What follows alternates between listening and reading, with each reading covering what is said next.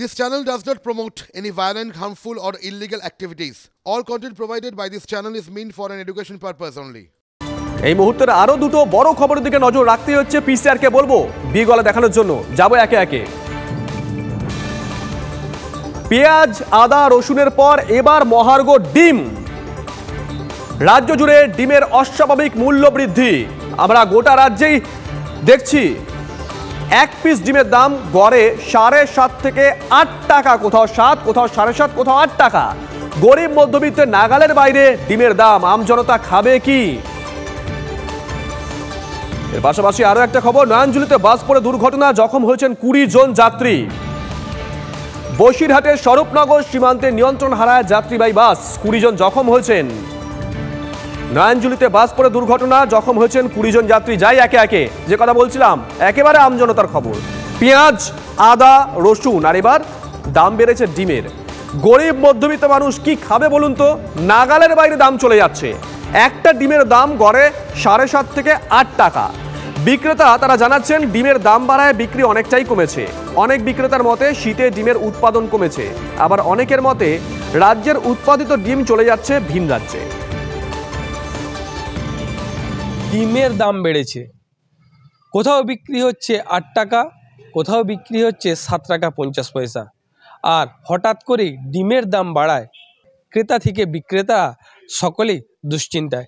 যে ডিমটাকে আমরা খেতে পাচ্ছি না, যে হাই দাম হয়ে গেল, তুলনামূলক ডিমের দাম খুব বেশি। আমরা সাধারণ মানুষ, জিনিসের দাম যদি এত বেড়ে যায় আমাদের পক্ষে একটু অসম্ভব হয়ে পড়ছে। তো আমরা সাধারণ মানুষ খাবো কি? হ্যাঁ, পরিমাণে কেনা বন্ধ হয়ে যাচ্ছে, কম করে লাগছে পরিমাণ, যেটা লাগছে তার হাফ কিনতে হচ্ছে। যেটা ইচ্ছা যায় সেটা হচ্ছে না, হয়তো তারপর তো পরিবর্তে একটু কম জিনিস নিতে হচ্ছে। ডিম বিক্রি হচ্ছে নি, কোথাও নিতে চাইছে না, যা 5 পিস দেখা 2 পিস নিয়ে চলে যাচ্ছে।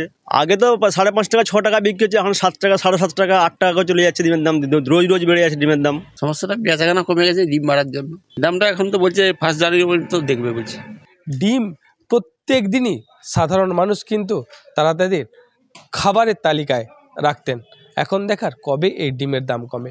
পশ্চিম মেদিনীপুর থেকে অসীম বেরা, টিভি 9 বাংলা। এদিকে নয়নজুলিতে বাস পড়ে দুর্ঘটনা, জখম হয়েছেন 20 জন যাত্রী। বসিরহাটের স্বরূপনগর সীমান্তে নারকেল তলায় নিয়ন্ত্রণ হারিয়ে দুর্ঘটনার কবলে যাত্রীবাহী বাস। DN38 রুটের বাস তরণীপুর বসিরহাট রোডে নয়নজুলিতে পড়ে যায়। বাসটি বসিরহাটের দিকে যাচ্ছিল, আহতরা হাসপাতালে ভর্তি। বাস হঠাৎই দেখে স্টারিং কেটে খালের মধ্যে পড়ে গিয়েছে। আমরা তাড়াতাড়ি করে এসে কাজ টাজ ভেঙে আমাদের যে নৈতিক কর্তব্য, মানুষগুলো হাসপাতালে সুস্বাস্থ্যভাবে পাঠিয়ে দিয়েছি এবং কাজ জানলা ভেঙে বাসে তাও 15-20 জনের মতন ছিল, তা 8-10 জন আহত হয়েছে।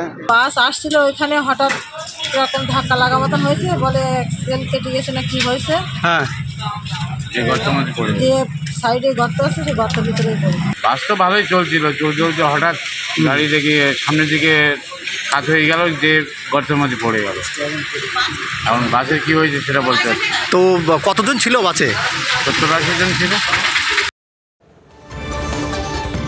আর এই মুহূর্তে আরো দুটো বড় খবরের দিকে নজর রাখতে হচ্ছে। পিসিআর কে বলবো বিগলা দেখানোর জন্য যাই একে একে।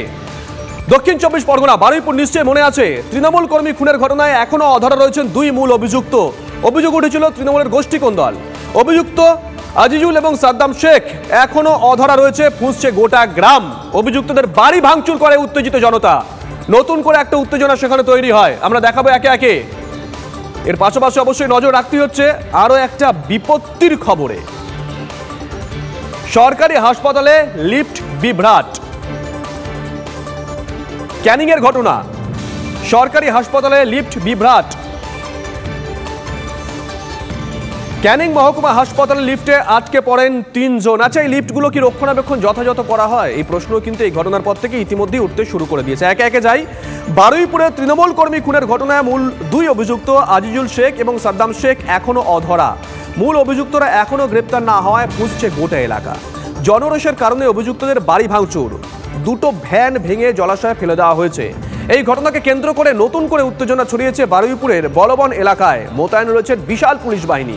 এই ঘটনায় এখনো পর্যন্ত 13 জনকে গ্রেপ্তার করেছে পুলিশ। শনিবার রাতে তৃণমূল কর্মীকে কুপিয়ে খুনের অভিযোগ।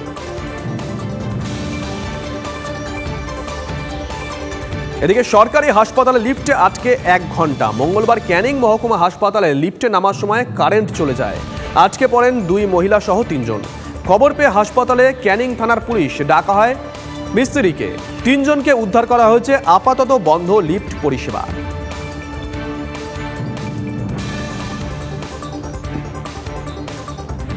ডাক্তার বলেছে খুব তাড়াতাড়ি লাগবে ইঞ্জেকশনটা, তাড়াতাড়ি নিয়ে এসো বলে আমরা লিফটে উঠেছি তাড়াতাড়ি করার জন্য, আর নিচে আসার জন্য সুইচ মেরেছি, অফ হয়ে গেছে। আর প্রায় 1 ঘন্টা 20 মিনিট মতো আটকে ছিলাম। কি করে হলো? তারপরে ফোন করা হলো, স্টাফের কাছে ফোন করা হলো, ও স্টাফ লোক পাঠালো শিলিগুড়ি। আর কজন ছিলেন আপনারা মোট? 3 জন। পূর্ণবয়স্ক ভাল্লুক উদ্ধার আলিপুরদুয়ারে। বনকর্মীরা জানান পাহাড় থেকে ভাল্লুকটি সমতলে নেমে আসে। চিকিৎসার জন্য ভাল্লুকটিকে রাজাভাতখাওয়ায় নিয়ে গেছেন বনকর্মীরা। এটা ঢালকর এরিয়া, আমাদের পূর্ব রাজাভাতখাওয়া রেঞ্জের আন্ডারে পড়ে। তো এটা সম্ভবত চেকর জঙ্গল থেকে বেরিয়েছে। এটা পূর্ণবয়স্কই একজন। তো দেখা যাক এবার আমরা আমাদের রাজাভাতখাওয়ায় নিয়ে যাচ্ছি ভেটেরিনারি ইউনিটে। এই মুহূর্তে কোনো খবর নেই, তবে আমাদের ধন্যবাদ আমাদের বনকর্মীদের, তারা কোনো রকম কোনো দুর্ঘটনা ছাড়াই এটাকে সাকসেসফুলি রেস্কিউ করে নিলেন।